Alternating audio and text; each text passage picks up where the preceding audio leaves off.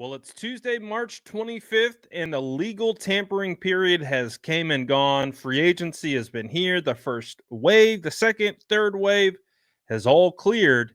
And so what we're going to do is we're going to take a look at the dust as it has settled and look at the 49ers entire free agency haul.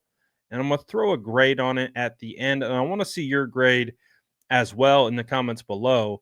But let's take a look at the current roster construction and let's take a look at the pieces that they have added to this roster. Because I know we've already discussed the Exodus. We've already made video after video about this player left, that player left. Let's focus on who's here now and how the team can continue to build through the draft and if we like it or if we don't, because honestly, you're allowed to have that opinion. So let's talk about it all. I am going to be using David Lombardi's roster kind of builder sheet that he does here. I love using this. It's a phenomenal tool, and you can go to either his Twitter or YouTube to find it as well. But this is what we're going to be looking at to reference, just so you can have a visual as well. How Lombardi has put this together. As you can see, all the light blue, those are the additions. Those are the guys who have come in. So we're going to go top to bottom. All right, when we look at Mac Jones as a backup honestly is not bad. He fits the archetype of a Kyle Shanahan quarterback. You think of Kirk Cousins, you think of guys he's had success with like Matt Ryan, Brock Purdy, um, Jimmy Garoppolo, maybe. They're all kind of a similar style quarterback. They're on the higher processing side, maybe not elite physical tools, but they know how to read defenses and execute his offense the way he likes it. So that's where Mac Jones comes in as a backup and strictly as a backup. I like it. I like it. I don't mind it. It was a name that was high on the list of guys that I thought were going to come in to be a backup to Brock Purdy, and the 49ers got it done. So currently their quarterback room is Brock, Mac, and Tanner. They needed to bring in a guy. Obviously, we know who left, so Mac isn't bad. When you look at the running back room, Patrick Taylor was a re-sign, so he was a free agent. They brought him back on a one-year deal to add with McCaffrey, Garendo, and Abanaconda. I like Patrick Taylor. I think Patrick Taylor is super underrated. I think if he were to be given more workload, he could handle it. I think he's a hard downhill runner who can really bring some punishment, and he doesn't mess around. He's one cut and go, and I like that about him. He's a little bit of a different back compared to Garendo and McCaffrey, but I like he's kind of like a change up pitch in this running back room. So I don't mind it. Now, Kyle Juszczyk obviously was here, then he wasn't, and now he's back. So the 49ers bring Kyle Juszczyk back after letting him go, check out the market, see who's available, ultimately returns to the 49ers. Obviously, it was a bit of a surprise, first of all, that they let him go, and then it was a surprise that they brought him back. Because his snap shares have been decreasing over the last 4 years, so they have been using him less and less. So it's just an interesting situation.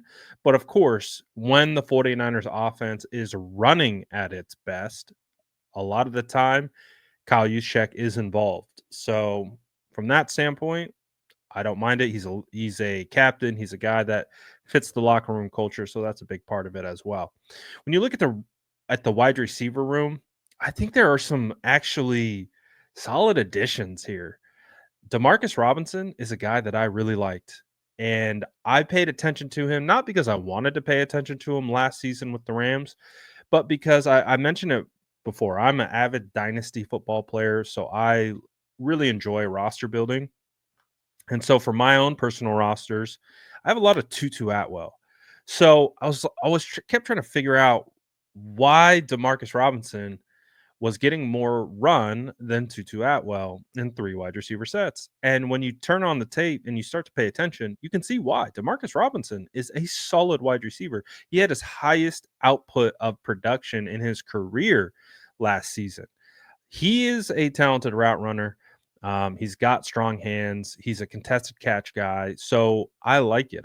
I like his addition. To me, I kept saying he is, I would say he's a better Chris Conley at this point in his career. I know we liked Chris Conley as a veteran on this roster, but I think he has a substantially a better skill set than Chris Conley at this point. So I like Demarcus Robinson. I like the addition. Obviously, he's going to be pairing with Pearsall, Jennings. We're assuming Brandon Ayuk will be on the roster, and second-year player Jacob Cowing. Don't sleep on Jacob Cowing. He's a guy who just was underutilized. Maybe a rough rookie season, but Jacob Cowing has a lot of talent. Guys with talent as well. Tariq Owens is a guy that I spoke to that has a lot of plans for this upcoming season and thinks he can be a part of this rotation.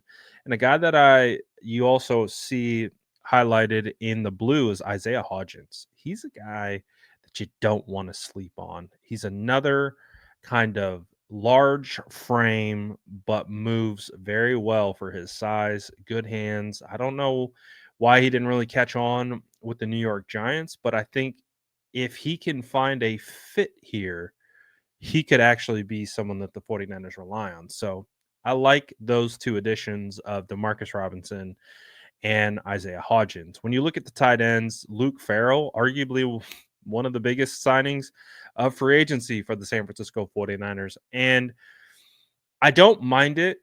I don't love it. I understand it because this is what he is. He is a blocking tight end. He is a tight end two who's effectively replacing the Charlie Warner role. They opted not to re-sign him last offseason. They brought in Eric Sauber. They had Braden Willis, and they had Cameron Latu, and just none of them blocked to the level of Charlie Warner. And it was apparent on tape. As an avid O-line blocking enthusiast, one of the reasons why I was so high on Charlie Warner is because he was a great blocker. He wasn't great as a pass catcher, but he really helped the 49ers run game. Without him, it was evident. Eric Saubert was not the same guy, was not the same blocker, and it really was not great. So I'm not surprised to see the 49ers go and spend on Luke Farrell because I believe this is making up for the mistake of not paying Charlie Warner the 3 years, $12 million that he signed with the Atlanta Falcons. So I don't mind the move. It's not like a crazy move. But when you think of it functionally as how he will play in this it's not bad, right? He's going to be a blocking tight end. So nothing crazy there. I know a lot of 49er fans want to see this offensive line retooled. Unfortunately, no additions to the offensive line. Jalen McKenzie, I think, was a future reserve contract guy that was added after the season. Same with Isaiah Hodgins. So they really haven't made any adjustments to the offensive line. It'll be fascinating to see if and how they address this in the draft. But free agency definitely wasn't a target for them. And another area that clearly wasn't a target for them in free agency was the defensive line. To me, this is the most puzzling situation of the entire roster construction philosophy is they are so thin at defensive line after already being thin heading into free agency and then releasing two additional starters in Leonard Floyd and Malik Collins, making them paper thin. I don't, and it honestly, if you look at the free agent pool right now, there's no one. There's maybe some camp bodies, some vet minimum guys that you could bring in as depth, but the 49ers really did not invest in the defensive line, which was a bit of a surprise.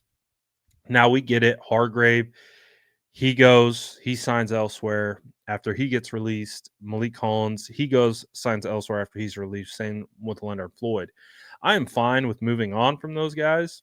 That's not necessarily the issue that I have. I think the issue that I have is when you look at, you can see the red. Lombardi's putting in, this is where starters need to be. I would actually put Yetur Gross Matos back a slide, and I would say there's 3 holes on the starting defensive line. You've got Nick Bosa, and you got 3 empty holes. Yetur Gross Matos can be a base down edge player and an interior pass rusher. But I don't know if I have him quite yet in that starting category. But obviously, based on the numbers, he of course will have to be a starter. They don't have a choice. But when you look at the defensive line, they re-signed Kevin Givens, Sam Okwuonu, I think was a RFA. I think Evan Anderson was a ERFA or RFA. I'm not positive on that, but they have some guys available that can contribute, but not a lot. I like Sam O. I like Kevin Givens when he's healthy. Jordan Elliott, it is what it is. Evan Anderson, I do think has upside. And then Kalia Davis, just he really needs to get it into gear. Hasn't done too much with his time in the NFL so far. And that the same goes for Robert Beal Jr., who's a former 5th-round draft pick. We don't even know if Drake Jackson will be able to play this year, if ever again. And then you just got some camp and practice squad guys. So this is really, I think, what is going to hurt their overall grade the most. Yes, obviously they didn't go spend big, and we understand that. But the holes that remain on the D line for me will ultimately impact the grade that I will give them. And when you look at the linebacking situation, they did add Gifford, who is a special teams guy. They brought back Curtis Robinson, a guy that they love inside that building, to pair with Fred Warner and D. Winters. I would have assumed that they would have signed one more veteran linebacker uh, just to have that guy. Um, Maybe that's Luke Gifford because Luke has been predominantly a special teamer, but he did get I think it was 4 or 5 games where he was able to start and he actually produced pretty well. So maybe the 49ers saw something where they look at Gifford as an inexpensive addition who could potentially play a role as a linebacker, not just special teamers. So maybe that's the logic there. And of course, you have Jalen Graham coming back. So they've got 5. I would say they need at least 1 or 2 more heading into training camp, but we'll see how that goes. And the place where the 49ers were most active was the defensive back room. You got Trey Tomlinson claimed off waivers from the Rams, former 6th-round draft pick. Trey Brown was signed. He is actually looking like he's going to be your nickel. And I don't mind that, to be honest. I think he has some upside. Not a ton, but I think if he's going to be a rotational kind of nickel cornerback, I think there could be some value there. So don't necessarily. I think that's a solid pickup considering what they got him for. Neal is a special teamer and has a guy who's been around the league for a long time. So he can contribute as a rotational player and on special teams. And when you look at the safeties, they brought in Jason Pinnock, who I do think could be the starter next year. I think he has I think out of all of the players that they signed, I think Pinnock has the best chance to start out of them all, just based on Jair Brown's development up until this point. Obviously, if Jair Brown takes a step forward, he can definitely keep Pinnock off his back. But I think if we get more of the same from Brown, I do expect Pinnock to actually start. Richie Grant, they add a safety as well. I like his skill set. He will be a special teamer. Obviously, he'll have the opportunity to compete, but I like his skill set. He's a really good athlete. And you can see the rest of the guys that they have. So when it comes to kind of taking an inventory and really looking at this free agency class, and I'm gonna throw Kyle Juszczyk, I guess. No, I don't know. No, no. I'm gonna omit Kyle Juszczyk because he wasn't a free agent. He was on the team. They let him go. They brought him back. I'm not gonna add Kyle Juszczyk to the mix. It would probably bump the grade up a little bit. But if I had to give a grade on the 49ers free agency, it might just be like a solid C, like C, C minus. Um, and the reason why I'm grading it this way is because, again, there's such a massive hole on the defensive line. If there was 2 additions, mid-level additions, not even like just more depth, I would probably grade that higher. But because the defensive line room is so thin, I cannot give this free agency class more than a C. So I'm CC minus right now. I think there are, like I mentioned, I went through the process that I do think there are players who can contribute and play a role, but no starters. And outside of 2 potential and Trey Brown as your potential starting nickel and Pinnock as your potential starting safety, but that remains to be seen. They didn't get paid to be that, so they have to earn that job. And just no defensive line. The defensive line, bringing Ben Barch back, I like. They signed him before free agency began, so I like that move. Offensive line, I think they can address in the draft in the interior, so we'll see. But overall, I wasn't expecting the 49ers to be big spenders. I wasn't expecting the 49ers to go all in.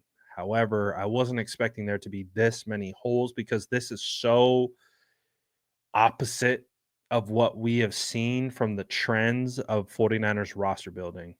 One of the trends that I have spoken about so many times is the 49ers seemingly don't like having any holes going into the draft, meaning they at least have placeholders.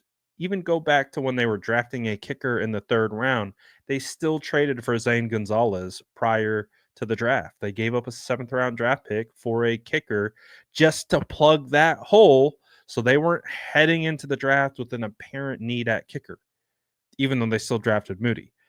The point is that there are clear holes here. There's a hole at linebacker. There's a hole, tons of holes on the defensive line. There's holes potentially in the secondary. Um, so we'll see. We'll see. But I'm curious to know what you guys think about this. So let me know. What would you grade them? Do you kind of get my assessment? Do you disagree, agree? Let me know. And as always, make sure to like and subscribe for more updates.